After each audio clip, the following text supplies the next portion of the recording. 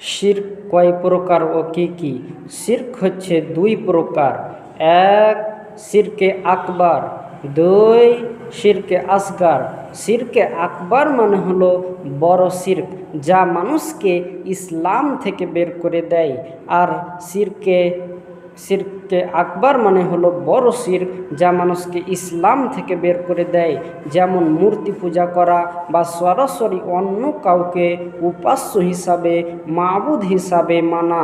আর শিরকে আসগার মানে হলো ছোট শিরক, যা মানুষকে ইসলাম থেকে বের করে না দিলেও এটি অত্যন্ত বড় গুনাহ। এর সবচেয়ে বড় উদাহরণ হলো লোক দেখানো ইবাদত। যেমন কেউ সালাত আদায় করছে যেন মানুষ তার প্রশংসা করে, নাম কেনার জন্য সালাত আদায় করা। শিরকে আসগার মানে হলো নাম কেনার জন্য আল্লাহর ইবাদত করা।